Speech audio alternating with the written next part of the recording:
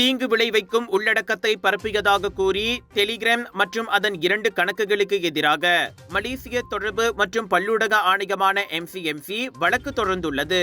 ADC சியாசாட், ADC cos ஆகிய அந்த 2 Telegram கணக்குகளும் 1998ஆம் ஆண்டு தொடர்பு பல்லூடக சட்டத்தை மீறும் உள்ளடக்கங்களை வெளியிட்டுள்ளன.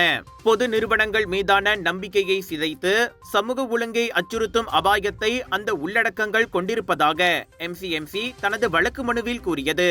ஒரு சமூக ஊடக தலைசேவை வழங்குனருக்கு எதிராக எடுக்கப்பட்ட முதல் நடவடிக்கை இதுவாகும்.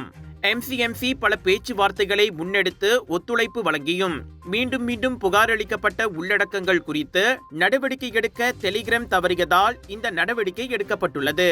ஏடிசி சியாசாட், ஏடிசி காஸ் ஆகிய 2ம் பொது நிறுவனங்கள் மற்றும் அமலாக்க நிறுவனங்களை குறிவைத்து குற்றச்சாட்டுகளை வெளியிடுவதற்கு பெயர் பெற்ற அனாமீதிய டெலிகிராம் கணக்குகளாகும். அதிகாரப்பூர்வமற்றதாக இருந்தாலும் அவ்விரு கணக்குகளின் பதிவுகள் பெரும்பாலும் கவனத்தை ஈர்க்கின்றன அல்லது பொது விவாதங்களை தூண்டும் வகையில் அமைகின்றன.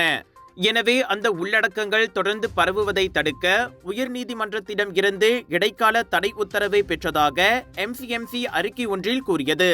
சமூக ஊடக தளங்களில் உள்ள உள்ளடக்கங்கள் மலேசிய சட்டங்களை மீறவில்லை என்பதை உறுதி செய்ய வேண்டிய கடமையும் கடப்பாடும் சமூக ஊடக தள சேவை வழங்குனர்களுக்கு உண்டு. எனவே சேவை வழங்குனர்களும் இதேபோல் பிடிவாதம் காட்டினால் அவற்றின் மீதும் நடவடிக்கை எடுக்க தயங்க மாட்டோம் என அந்த ஒழுங்குமுறை ஆணையம் எச்சரித்தது.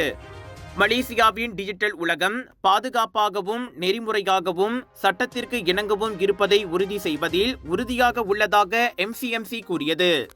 விலையோ மலிவு, செலவோ குறைவு, தரமோ உயர்வு, மனமோ நிறைவு.